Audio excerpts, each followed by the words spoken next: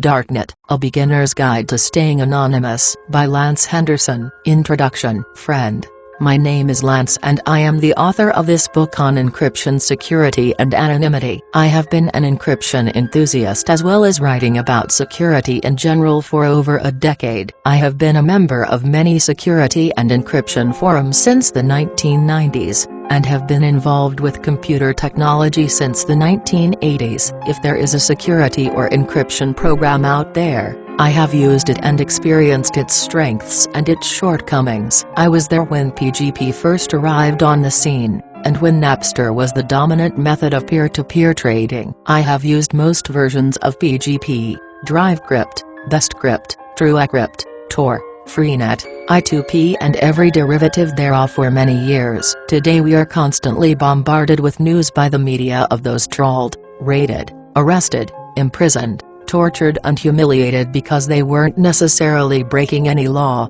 but because they did not know the difference between privacy and anonymity. I had been meaning to put together some of the rudimentary elements of encryption security in such a way that a person without any knowledge of security, encryption or anonymity could become familiar. It is not a particularly advanced book, but rather a portal from which a beginner can step through with the assurance of anonymity when he is online. To that end I present a few tools, mostly free, at your disposal to accomplish this lofty goal. If you're an advanced user, you just might learn some hidden vulnerabilities in your favorite anonymity program. A PhD in computer science is not required to use encryption. Neither are you required to be a programmer of any sort. You only have to know your way around your operating system and be able to follow directions to the letter. If you know how to install an operating system, or for that matter, any application at all, then you can safely use encryption programs to preserve your own digital data and safety. If you want total security, go to prison. There you're fed, clothed, given medical care and so on. The only thing lacking is freedom. Dwight Eisenhower. Chapter 1. Following Darknet. If you're like one of the many billions of people on the planet who use the internet to surf the net, check email, download programs or do any kind of online work, then you probably know there are inherent risks associated with being a habitual internet user. It is not your fault that there are so many latent traps and pitfalls associated with online spelunking, in whatever form that may be. It is just a fact of life that the good lives alongside the evil in our lives, whether it is offline or online. This book is meant as a beginner's guide to distinguish between the good and the evil, and to conceal your online footprints so as to emulate a ghost on the internet. This book is not necessarily for the advanced, such as those who teach computer science courses on network security on a daily basis, but rather it is for those who would like to learn to surf without compromising their identity, or having their online habits tracked 24/7. And who engage in some risky speech against their government once in a blue moon. It is also for those who might not know about some of the little-known vulnerabilities in their favorite anonymous software programs. In the end, you just might learn there is a vast difference between anonymity and privacy. Let's start with the basics. I'll just put this out there so you know the weight of the privacy situation entirely. You are always being tracked on the internet in just about every way you can imagine. Search engines, cookie managers, download managers and everything you do online has the potential to make someone, somewhere, a lot of money. Most of the time, this is because laser-targeted advertising with certain niche products is extremely profitable. The more they know about your habits, the more money they make. How? If they know more about your fears, your likes and dislikes, and how and where you spend your money, they can deliver targeted advertising to you. Laser-targeted advertising. Now, advertising in and of itself is not such a bad thing, but neither is a loaded gun sitting on top of the fridge. By itself it can do nothing. However, it is the method of execution that defines its usefulness. If you type any medical search terms into a major search engines such as Google, Yahoo, or Microsoft Bing, soon enough you'll start to see targeted ads. If you type how to cure a hangover, you might not see anything right away, since hangovers generally don't last that long. However, if you were to type how to cure herpes, You will likely be typing variations of that sentence over the course of a few weeks or months, since it is not an easy condition to treat. Eventually you would see pay-per-click ads start to manifest themselves in your search engine results in the top corners. These ads might be selling all manner of snake oil remedies for the cure to herpes,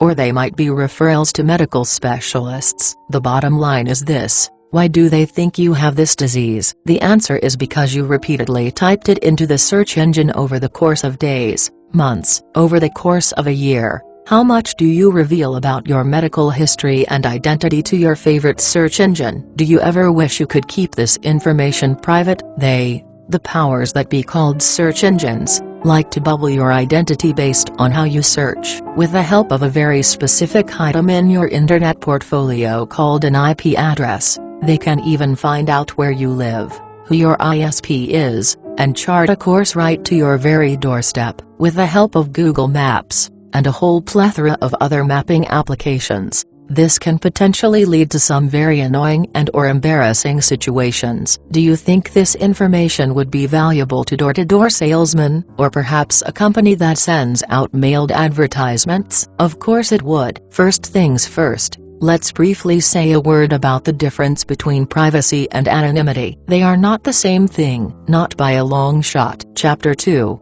The Anonymous Tor Network. Every internet service provider assigns an IP address to every user who logins to their network. From there, you can connect to the millions of websites, news groups, and online applications that you enjoy most. IP addresses are like phone numbers. They tell your computer where to connect and send packets of data. They need this information to not only send data, such as HTML code, but also flash code so you can watch YouTube videos. These are targeted with ads too. So if the security of online privacy involves concealing the IP address between two computers, how do those two computers talk to each other without a direct connection? If you hide the phone number, how do you make the call? The answer is simple. You have someone else in another country dial the number for you. This is the first step to being anonymous online. Do not use the IP address as a direct connection. Hire a middleman to do the talking for you. How is this possible? There are several ways. You can use the free online program called Tor,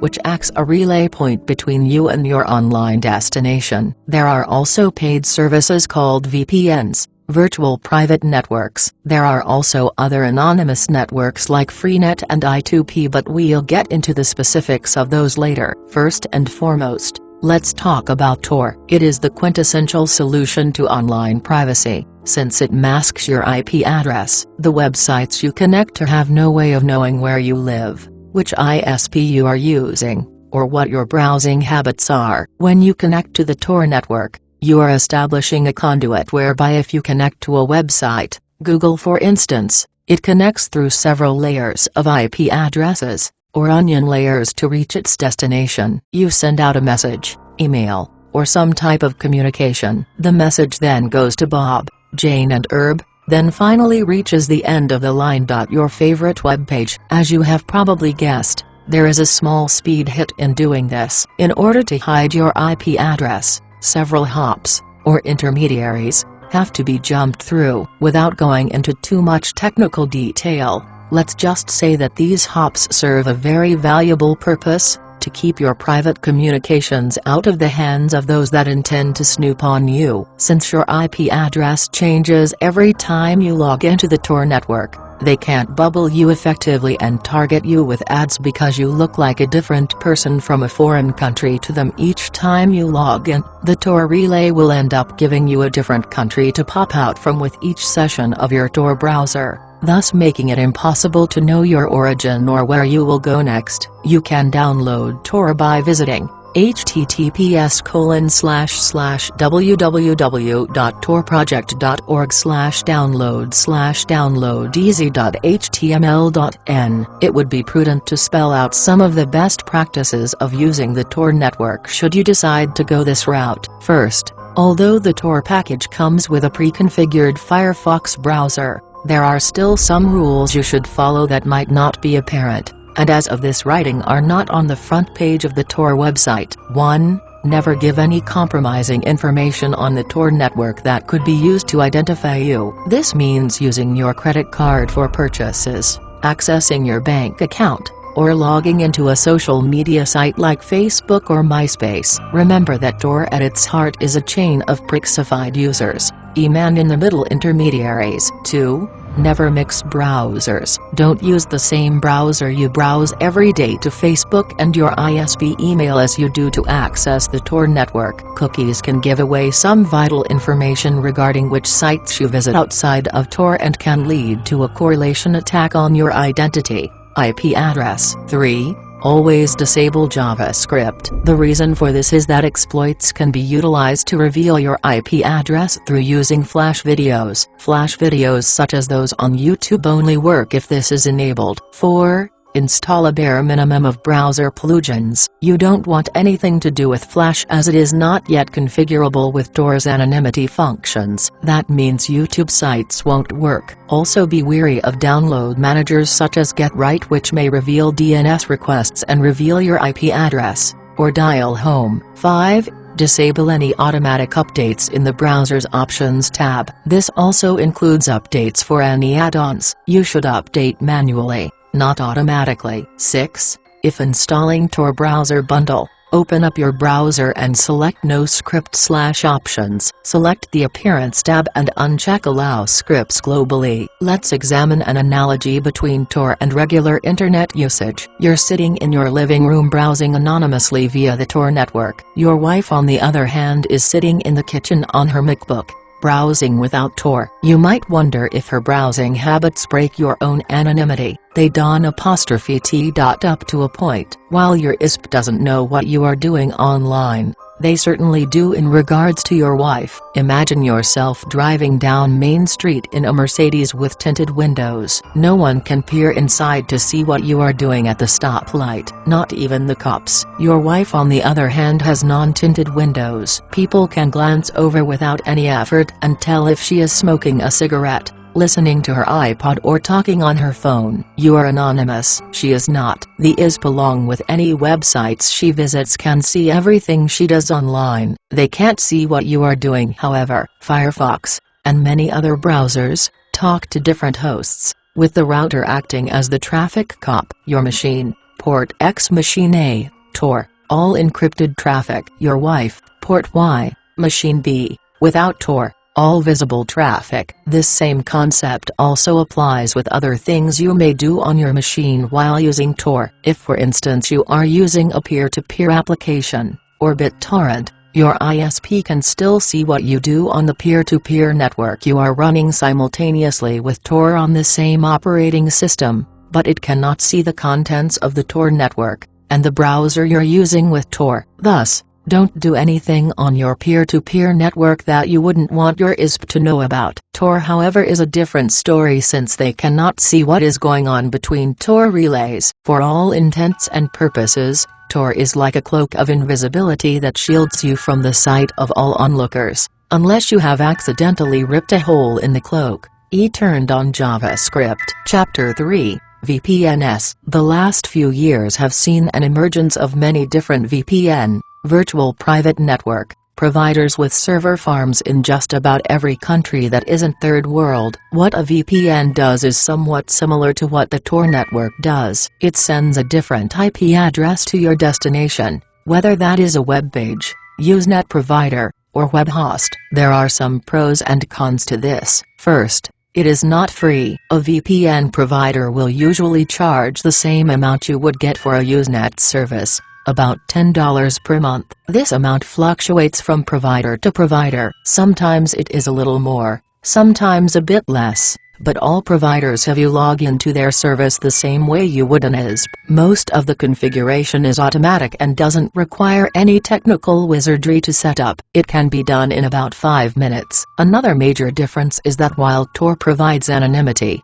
and is free, a VPN will provide you with privacy, but not necessarily anonymity. This is because the middleman, the VPN in this case, knows your real IP address. They have to know this information in order to forward your requests. The VPN is built upon a different technology than Tor. It is built for speed and stability. Let's say that you're a Chinese dissident. You don't like the way your country is headed in regards to free speech and human rights. You can't exactly criticize the Chinese government in the Saturday paper, can you? Of course not. So what is a good, law-abiding dissident to do? You build a news website using a VPN in another country and relay your dissent through that internet portal. You don't necessarily have to build a website. You could simply set up your news reader to access Usenet via the VPN connection. In that way, the Chinese government could not determine the origin of any anti-governmental messages through the use of the IP address,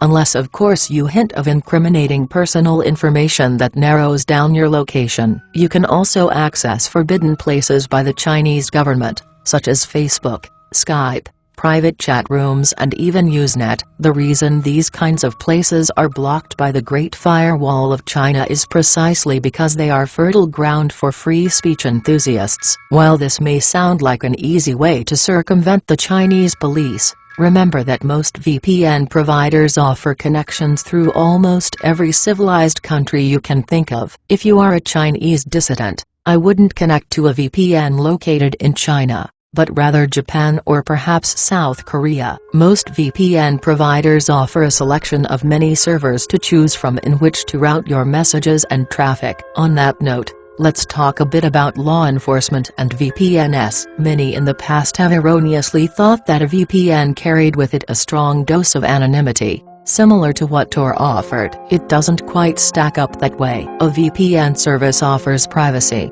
not anonymity. They do not route your data through intermediaries. Depending on which VPN provider you choose, you could end up with a VPN provider in Switzerland who will not cave to anyone's request for subscriber information outside of Sweden. On the other hand, you might have a US-based VPN provider who will bow down to the whims of any judge's warrant for subscriber information in a New York minute. While most are perfectly safe for purposes of torrents and the like, one should think twice about using a VPN in a Western country for felonious offenses, as the VPN will most likely give your name and address up to law enforcement in order to stave off any fines and/or trouble by the government. There are of course ways around this, such as not using your credit card and paying anonymously. However, sometimes it is better not to use a VPN at all for those kinds of purposes. Think hackers, smuggling, illicit banned goods, drugs, etc. VPNs have never been built with anonymity in mind. Tread carefully. Chapter 4, Freenet. Freenet is unlike any other anonymizing beast on the entire internet. It takes quite a wizardly mind to set up the program sufficiently to exploit its strengths and minimize its weaknesses. It is a bit like chess, easy to grasp the basics, long and difficult to become a master. Built in 2000, Freenet is a vast, encrypted data store spanning thousands of connected computers across the globe, all distributing encrypted contents from one computer to another. To this end, it is somewhat similar to a peer-to-peer program like Emule, except with Emule, every file, whether at MP3, RAR or ISO, is out there in the open for weeks, months and years, along with the IP addresses, trumpeting who downloaded and uploaded every file. You know what you upload and what you download. Freenet is different in this regard. While your IP address is visible, what you are uploading out of your machine is not. You initially set up the size of the data store for others to download from you. This data store is encrypted. You have no idea what will eventually be inside, as the contents are encrypted. It is a bit like a postal worker delivering the mail. He has no idea what is in the package he is delivering. That is not his job. His job is to deliver the contents to its destination. Therein is the strength of Freenet. While you can see your downloads merrily trickle their way down to your PC, there is no way to decrypt your data store's contents and see what it is you're passing along to the nearest node. The bigger the data store, the more efficiently Freenet runs. After one inserts a file into Freenet, the user is free to shut down their PC. This is unlike torrents in that the stability of the torrent file is dependent on the length of online seeds. Thus, higher reliability is a factor with Freenet files. As the file is spread between encrypted blocks residing in the Freenet system, you may download Freenet at http://freenetproject.org. Freenet is slow, so slow in fact, that you may not see any measurable progress in download speed for a couple hours or so, and it may be a day before you can see extensive progress with old files. Don't get discouraged because of this. It will speed up gradually over time. Now, with your IP address out there in the open, you might be tempted to think it is not very anonymous. Nothing could be further from the truth. Whatever you download is encrypted from one end of Freenet to the other,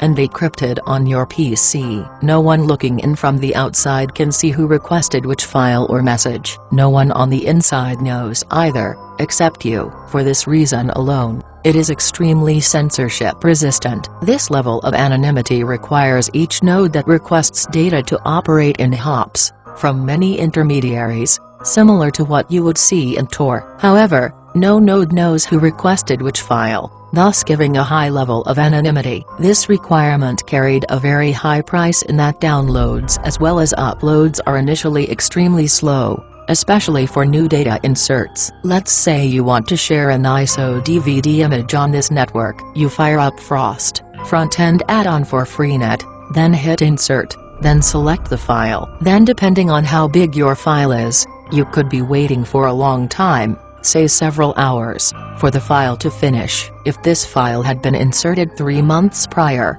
and was very popular, with dozens of users trying to fetch said file, then that file would download very fast. However, this is not usually the case with new files since every kernel of data on Freenet operates faster if and only if it is a popular file. There are two types of security protocols that Freenet offers: Darknet and OpenNet. For OpenNet, you connect to other users, called strangers. There is nothing sinister about this, as this is what the Freenet developers envisioned that most beginners would use. The IP address of said strangers is visible, but the anonymity of Freenet isn't nested in the security of the IP address like Tor, but rather it is nested in the encryption methods of the distributed data store. The other security option, which you are given at installation, is Darknet, where you will connect to friends rather than strangers. These will be Freenet users that you will have, presumably, previously exchanged node references,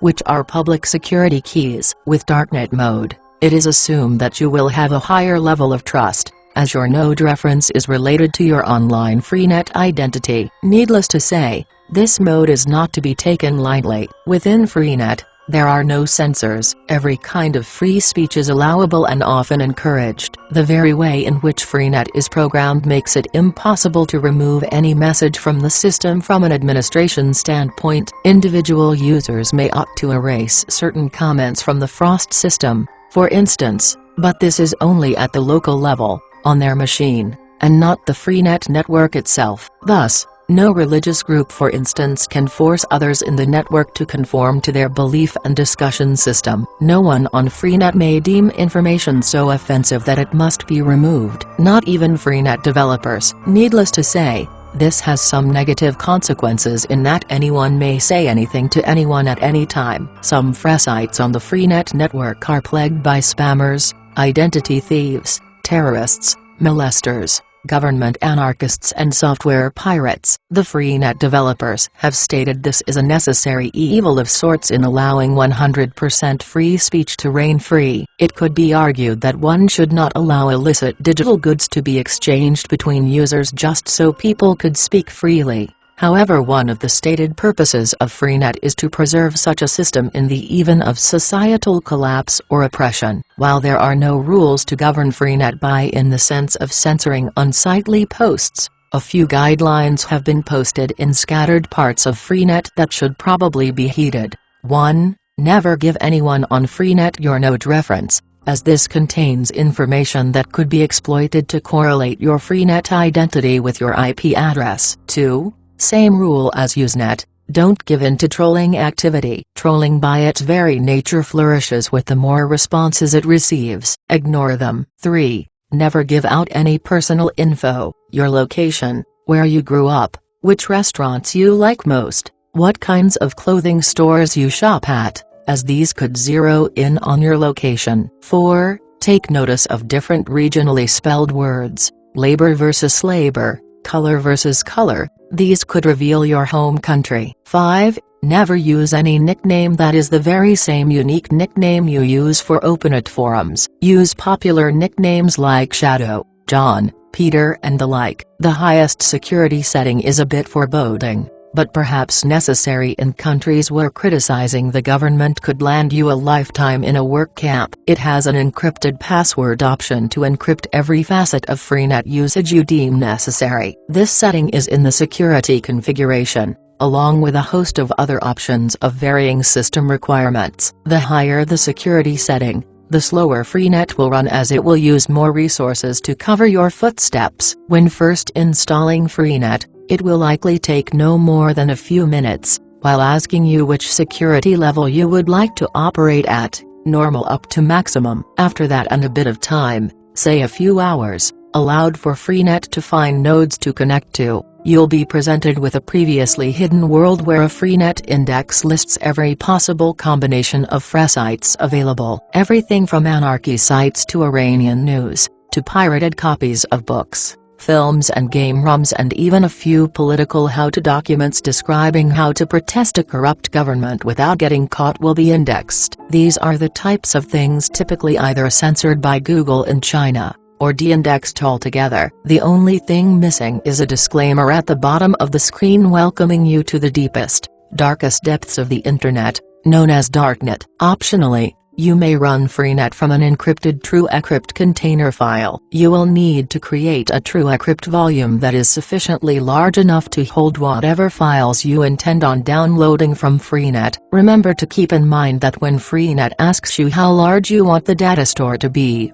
the size you choose could be a benefit to other Freenet users. The larger the data store, the more efficient the Freenet network operates. That is not to say that downloads will always come down faster, but rather encrypted data will last longer on the network. This is similar to the retention times that Usenet providers talk about when they try to sell their servers to you. The higher the data retention, the longer the files on the network will last. There is also another bonus to having a large data store of say 50 gigabytes or so. Files that you may request may already be in your data store after having run Freenet for some time, thereby vastly shortening the time to retrieve them. With your TrueEncrypt container you can run Freenet with the volume mounted and not worry about your Freenet activities being used against you in case of your computer being confiscated by Chinese government figures, for example. You can also do the same for your Tor browser as well. Install Tor browser bundled to a mounted TrueEncrypt container and only run the program when mounted. This way there will be no traces of your browsing session on your main operating system. Chapter 5. TrueEncrypt. It would be folly if we went to all this work of laying out the security options to keep our online footprint out of the hands of those who would exploit it, and not say something about our offline footprint. Put simply, you should tread carefully with your offline habits just as you should your online persona. For example, let's say you're in your favorite cafe. You're sipping your iced cappuccino with your laptop in the corner of the coffee-scented shop and have to make a break for the restroom. It'll only take a minute or so, right? While you're in there, the guy sitting at the next table decided to insert a USB key into your laptop and upload a keylogger virus into your machine. This keylogger is ridiculously small in size, and can hide undetected by most users. It can even disguise itself as a Windows service and look just like any others of cost process, all the while taking snapshots of your screen, recording everything you typed for the remainder of that day, and emailing them to whomever installed the virus. You would be a bit worried if you knew about it. However, most don't realize they leave themselves vulnerable to such attacks in public places. Some experts have referred to this as the evil maid attack, after a scenario whereby you are in a hotel and briefly step outside for a moment, and at which point the maid comes in and has physical access to your running machine. They now have access to every cookie stored by your browser in addition to any credit card numbers you have used, possible phone numbers / emails of friends, and potential love letters between you and your significant other. How can you prevent this from happening? For starters, to prevent identity theft you need to seriously consider full disk encryption. This is not nearly as complex as some think it is. It is ridiculously easy to install and encrypt your boot drive, and costs you nothing, but potentially saves you from months of worry and headaches. There are several versions of encryption applications at your disposal. There are the paid programs, such as PGP, DriveCrypt, and PhoneCrypt, and the free versions, PGP and TrueCrypt. There are a few differences between them, but the one thing to take away from both free and paid versions is that they prohibit anyone from booting your computer, laptop, or phone without the password. TrueCrypt is free, and does this by creating a 256 encryption key. You install the application, select your drive you want to encrypt, and select your passphrase and create an encrypted key. It couldn't be more simple with the on-screen instructions. How does this benefit you? Well, the next time that thief who stole your laptop tries to boot up the hard drive, he'll be out of luck since he doesn't know the password. He is presented with this password field before Windows even boots, and if it is not keyed in correctly, the drive halts. The password, if sufficiently long, is enough to withstand almost any brute force attack, even by the NSA. Just make sure to use a passphrase that will be easy to remember, but long enough to thwart any attacker. 15-character passphrase with upper, lowercase letters with a number or two. TrueCrypt is available at http://www.truecrypt.org. Just how strong is TrueCrypt anyway? Well, provided you created your encrypted volumes with a sufficiently long and varied password, it is considered impossible to crack, on the order of millions of years. It would take quantum computers eons to crack even a moderately lengthy passphrase using brute force methods. In all likelihood the absolute weakest link issue. Keyloggers can obtain your password if you are unlucky enough to catch a virus that installs one. However, these are a fairly rare occurrence if you keep your operating system, antivirus and anti-malware programs up to date. The other weakest link is your passphrase. You would be surprised at just how many people use their own personal information in their passphrases. Doing this might make the password easier to remember,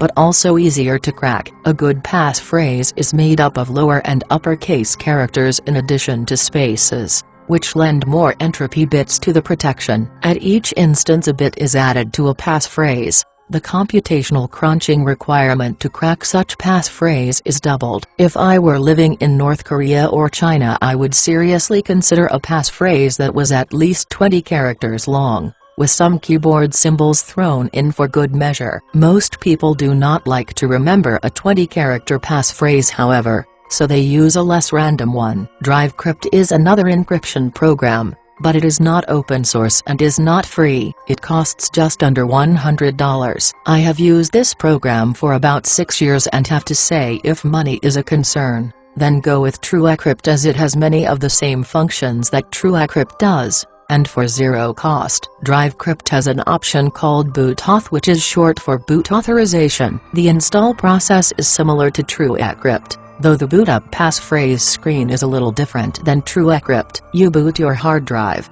and then type in the passphrase to boot the OS. The downside to DriveCrypt, of course, is that it is not open source. What that means is that it cannot be studied by the public sector, read, security users, to determine if any backdoors have been programmed into the application. Like TrueCrypt, it offers the option to create an encrypted operating system that holds a hidden operating system as well, whose existence can be denied to those trying to harm or prosecute you. This is especially beneficial if you live in the UK, where failure to hand over a passphrase to an encrypted hard drive can get you 2 years in prison on a contempt of court charge. However, you could give them the password to your decoy system. There is no way they could know if you were concealing a hidden operating system. TrueCrypt and DriveCrypt give no hints or leak any data regarding the existence of hidden files. The only way to mount said file is to know the password, and there are two you create with such an option, one for the decoy, and one for the hidden container operating system. You also cannot use the non-hidden operating system on any kind of daily basis, but rather have it exist solely in the case of prosecution from the powers that be. Any forensics expert can check the system timestamps and tell when you last had use of the operating system in question. However, they will not be able to tell if a hidden operating system exists. TrueCrypt and DriveCrypt also support the use of encrypted container files, which when clicked will mount the file the same way a mounting application like Daemon Tools or Nero mounts an ISO image. Prior to mounting, the application will ask you for the password. Mistype the password and the container does not mount at all. This can be very handy as there are a plethora of private items that you could conceal from government or any kind of prosecuting institution, such as medical records, tax records, school transcripts, business correspondence and the like. Some tips for TrueCrypt, DriveCrypt users. 1. If you have one, disable the FireWire port, as this has been historically used by the powers that be to reveal the encryption keys. 2. Never leave any containers mounted on a laptop when crossing a border station, unless you want your private information in said container to be shared with the guards. 3. Never leave your PC powered on unattended for any lengthy amount of time, e. public Wi-Fi spots, cafes, libraries, college classrooms, etc. All security goes out the window when an attacker, or anyone else, has physical access to your machine. Neither TrueCrypt nor DriveCrypt can protect your data in such a case, as the attacker can install a keylogger that can record your keystrokes. Let's talk about things you save to your computer. First, there are thumbnails to worry about. If you take some snapshots of some Chinese government agency built on corruption, then at a later time delete the images in the folder, a shadow copy still exists. In Windows XP, thumbnails of JPEGs are stored within each folder of the image's location. So if you have a folder called Government Office Snapshots, you will have thumbnails enabled in the Folder Settings tab for any pictures, JPEGs, bitmaps, etc., and a hidden thumbs.db file will be present that shows a mini version of the picture in question. So even if you delete the JPEGs, this hidden file will still reveal to anyone what the contents of the original folder were. The only way to see or disable this hidden file is to go to Tools, Options, View and set the option to show hidden files and folders. Until this is done, every single folder with pictures in it will store a mini snapshot of the pictures unless this is disabled. Windows 7 is a completely different file system to Windows XP. Instead of keeping the thumbnail cache within the folder where the pictures reside, it stores it in a central location, %user profile %app data /local /Microsoft /Windows /Explorer. I have found it much better to just leave the thumbnail option off in Windows 7, as the images load fairly quickly without the need for a cache to speed things up. There are other files, like text, audio and the like, that are at risk of being discovered if you do not take precautions to securely delete the file. When I say deleted, I do not mean deleted from the recycle bin. When you delete any items from the recycle bin, all that does is tell the computer operating system that the space previously occupied by that file can be written to again. It does not delete the file permanently until that space is overwritten to again by some other program. Government agencies have programs that can undelete a file. The way around this is to use various programs to securely delete a file, such as Cleaner. This application has an interesting wipe utility as well, in that the application will wipe the free space of any previously deleted contents on the hard drive. You can even do this while the operating system is in use. Needless to say, if you have a 2 TB hard drive and you're only using 20% of the drive, with 80% being free space, then it will be a few hours for it to finish the wipe process, dependent on the speed of the hard drive and what other programs you have running. It does not touch any installed programs that exist already on the system, but only that free space that is allocated for use. Let's talk briefly about the swap file that most operating systems use. What this means is that sometimes during heavy PC usage, you will run low on system memory, and then the operating system will use your hard drive as a temporary RAM storage device. This is what is called the swap file. which increases the speed of computer operations, though not in every case. This swap file can be a veritable goldmine of data to someone with nefarious intentions. Text files, video thumbnails, and Word document fragments can exist herein, enough to print out a pretty good snapshot of your past habits and identities. There have even been court cases where people were convicted in court using nothing but thumbnail fragments, which proved without a doubt what the intention was of the computer user under indictment. You can disable the swap file Windows uses by going to Control Panel, System and Security,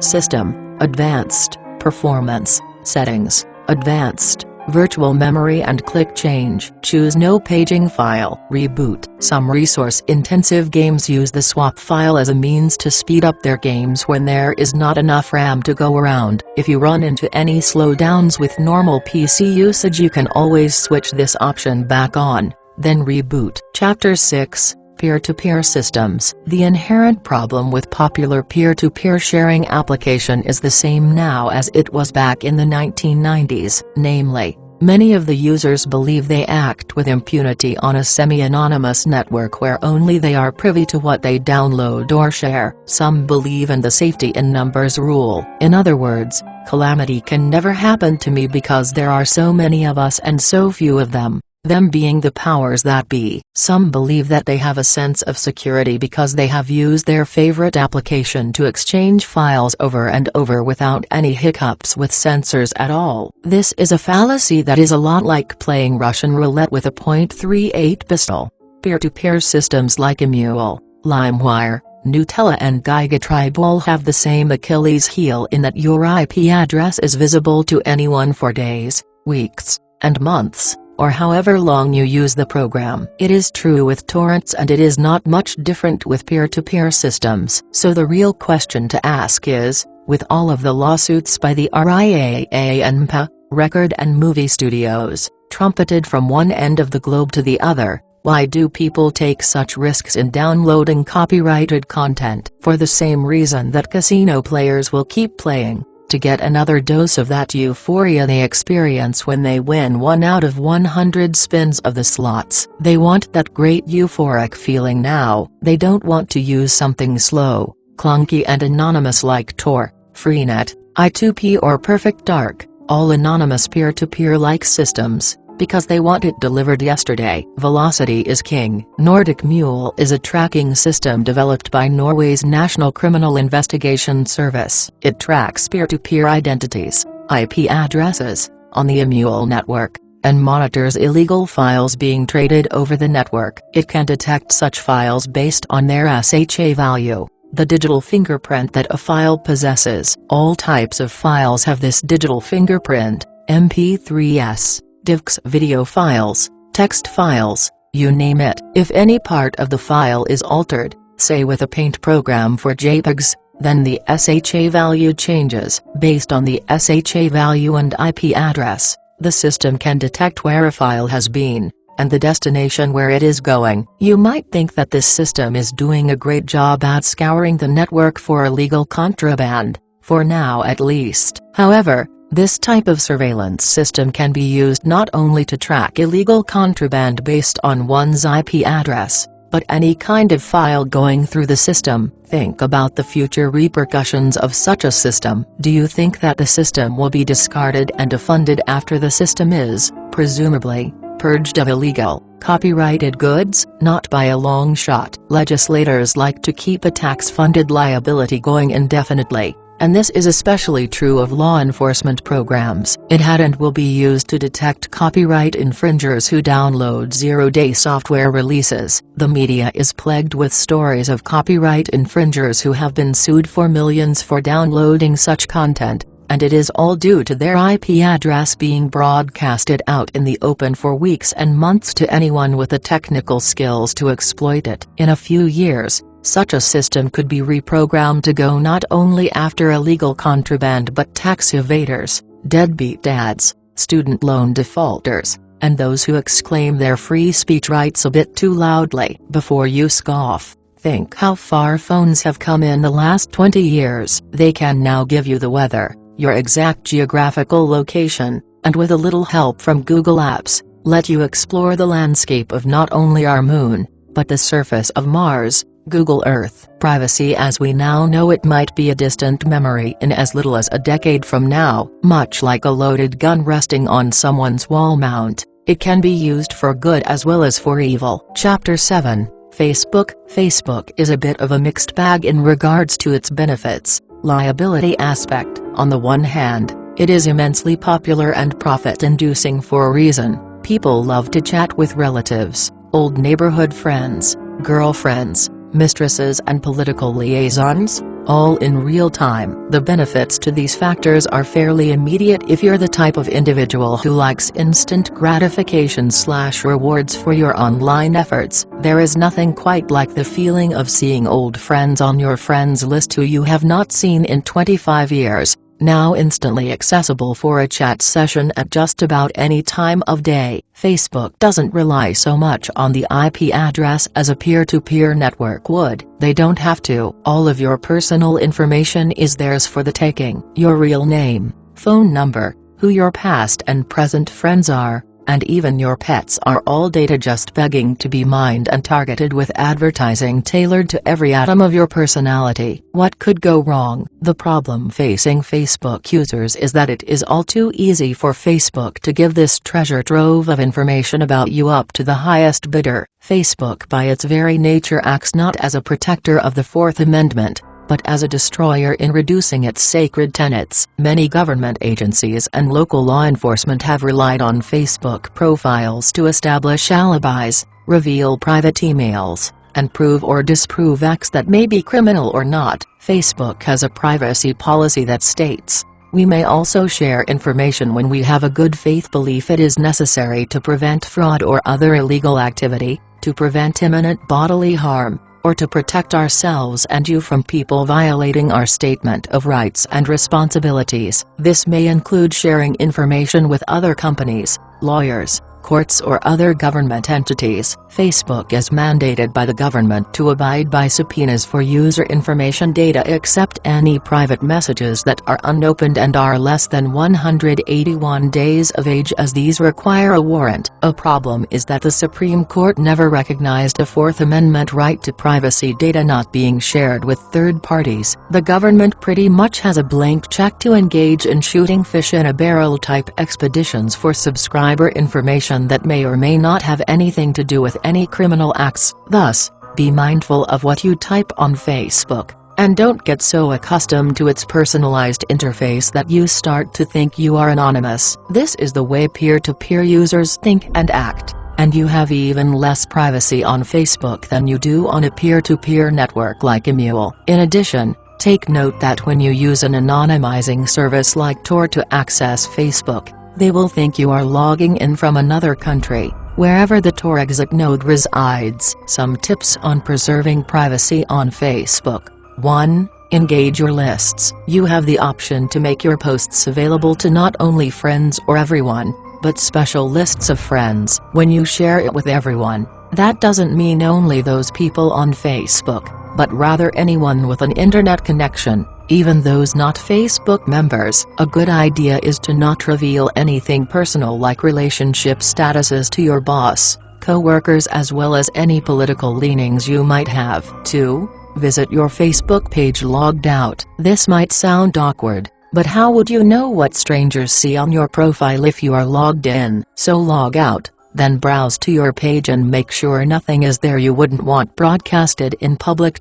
Because it is. You can completely remove any visible traces of your profile by going to your privacy settings and unchecking public search results. People who use Facebook won't see anything related to you. 3. Don't overshare your likes. There exists the possibility that you have some likes in your past that you no longer treasure, such as some of your ex-boyfriend's favorite bands. You can edit the list of them by going into your account and clicking Edit Friends, then Pages, then choosing Remove Connection for those things that aren't up to date, or you feel uncomfortable with showing in public. 4. Clean house with your third-party apps. Be mindful of who has access to your profile data. Facebook, like Google+, aims to give you a more refined experience. However, you may not know who Facebook is sharing your personal data with. Think Google, Microsoft, and Yahoo search. Go to your privacy settings, click Applications, then on Program to personalize it. 5. Never access Facebook through any anonymizing application. This goes for any kind of application like Tor, I2P, and any proxy service that masks your IP address. Some of these programs have exit nodes which can exploit information like credit cards and login passwords. As of late, many news agencies have been reporting that some companies in the financial sector have been demanding usernames and passwords to their employees' Facebook accounts. The reason, they state, is because of security concerns. Nothing could be more insecure than giving your username and password to a company you know little about. Be wary of anyone who asks for this information. Once they have it, you are in no position to see who logs into your account. If you are careless and use the same username and password for all of your social media accounts, say Twitter, MySpace, Facebook, LinkedIn, then all of those accounts are compromised. Thus always research the local and federal laws regarding what a company may or may not do in regards to a position you are applying for. Chapter 8, I2P. I2P, http://www.i2p2.dis/download, is another option that people can use to hide their online IP address, and thus their internet footprint. While not quite as time-intensive as Freenet to get going to respectable speed, it nevertheless shares a lot of the same characteristics in that it routes traffic through neighboring peers. It is an anonymizing network with several layers of encryption wrapped around all the data that travels through the system. It distributes this in a manner whereby the operating rule is similar to what you'd find on Freenet: trust no one. The developers have publicly stated that their main goal is not necessarily one of 100% anonymity, but rather to make the system too troubling and expensive to attack from the outside. Since they are limited to a low-latency mixed network like I2P, 100% anonymity is something of a misnomer, but there are additional layers of protection from attacks given by applications that run on top of I2P, such as I2P Mail, Snark and Sendy. All of this is open source as well, meaning you do not have to pay for it, though donations are welcome. The similarity with Freenet is short-lived. Freenet stores all the network's content in distributed data stores residing on users' computers. I2P's function is not distributed storage of content. However, I2P offers more interactivity with websites, sites, than Freenet does. Blogs, forums, chat, more search engines, and no need to install any of them locally are the hallmarks of I2P. Websites that exist in the I2P network are called sites, and are hosted anonymously, with I2P being a strict requirement to access these websites. In that vein, it is similar to the Onion sites accessible only via Tor. Every PC that is connected to the I2P network shares in the forwarding of encrypted packets of data through a random series of proxies prior to arriving at the final destination. Each subsequent proxy prunes a layer of encryption at various intervals until encryption is removed. No one knows the origin of said packets, a trait also shared by the Tor network. Conclusion: hopefully if you have read this far, then you are now aware of some of the dangers associated with leaving your IP address out in the open. Unfortunately, there are always going to be up-and-coming social networks and applications that try to trivialize the use of the IP address and/or your private data and justify their monitoring of your online habits. We have seen it happen with many personal applications over the years: Internet Explorer, Napster, LimeWire, Emule, MySpace, Facebook and the like. These make their profits by studying your daily personal habits and then targeting you based on those habits. However, now you at least have an effective arsenal of tools in which to minimize the invasion of privacy and keep your private data private. More and more we are seeing a gradual and sometimes not so gradual erosion of our private lives. Employers now are doing credit checks now more than ever before. Some of them reject applicants to entry-level employment positions based on their credit score. Some employers are demanding Facebook usernames and passwords as a condition of employment. All of this is being done in conjunction with social media sites clamoring for more advertising data on what you like,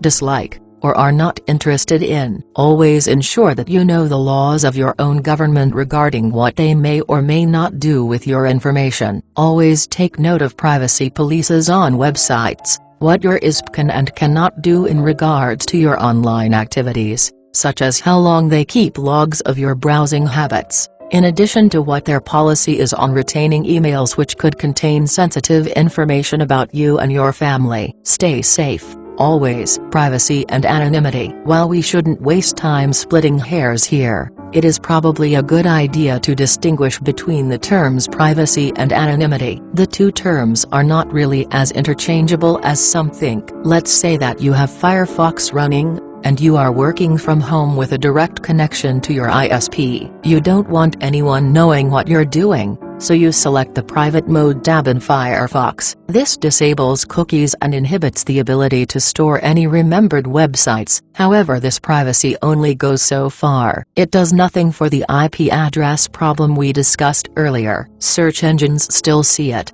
as does your ISP, Internet Service Provider. They both know which sites you visit and for how long, based on your IP address. In short, they can see everything. Your wife can't, however. That is why the privacy mode in web browsers were built, to keep the sites you visit private and out of the public view. Is this privacy enough for your needs? You certainly have some level of privacy, but anonymity is another matter. Anonymity takes privacy to an entirely different level, where the IP address, and thus anything you do online, is extinguished like a wet cloth to a candle's flame through layer after layer of digital barriers. If you want to have privacy, use Firefox's private mode, or use a VPN service provider in conjunction with this feature to ensure no one else in your household can see your online footprints. If on the other hand you want anonymity, use the Tor network. In doing so, you will guarantee yourself strict anonymity and be assured of simple privacy as well. Tor and torrents. A word about torrents and the Tor network. It might seem on the surface that running your torrent client through the Tor network would be an obviously beneficial idea. After all, if Tor can cloak your regular Firefox downloads, surely it can do the same with torrents too, right? Well, yes and number. Yes. You could route your traffic through Tor using your favorite torrent client. However, this is not a good idea for several reasons. The first is that Tor was never developed to withstand the kind of punishing traffic bandwidth that usually comes from torrenting. Secondly, most torrent clients like uTorrent, BitSpirit, and LibTorrent are not coded properly to make you anonymous on the Tor network. They often will ignore their SOCKS proxy settings since UDP protocol is heavily involved with torrenting, and will send your real IP address to the tracker, thereby defeating the purpose of using Tor completely. Tor in fact still does what it is coded to do: send whatever packets anonymously through the Tor network to your destination. However, it sends your IP address within the torrent tracker right along with it. Anonymously. It would be like sending a secret message in an envelope directly to the person you are attempting to hide that message from. This is not a problem with the Tor application, but rather the way torrent trackers are coded. The only fix would be if the torrent application coders themselves rewrote their applications to work harmoniously with the Tor network, something they probably will not get around to doing anytime soon. Tor onion sites. One of the most secretive elements of the Tor network is the existence of Tor onion websites, which are pseudo top-level domains acting as anonymous hidden services. In other words, they are hidden in that they can only be accessed by the Tor users themselves residing within the Tor network, rather from the open web. The underlying motive for the creation of such hidden sites is so that the admin of the site as well as those accessing such sites cannot be traced. Since onion sites that are based on the hidden service protocol cannot be accessed from the regular internet, the address of the onion site you are looking for must be known. You can connect to an onion website on Tor just as you can a regular website, by typing the address into the address bar. For example, you might want to go to Tor2Web, in which case the address is http://tor2web.org/. A warning about Tor2Web: it is intended to offer one-sided security, that is, to protect the identity of those publishing content on Tor. not those browsing it. If you want to be secure while browsing, you'll need to install the Tor application. Convenience and speed should always take a backseat where security is concerned. Needless to say, a hidden network would not stay completely benign of nefarious webmasters if it wasn't indeed anonymous. To that end, the Hidden Wiki was developed, a singular onion page with a Wikipedia-like structure outlining in explicit detail everything from political activists to every conceivable criminal group imaginable. There are links to hundreds of various onion sites dealing with everything from how to obtain illegal drugs, whereas operations, virus creation, anonymous use of bitcoins,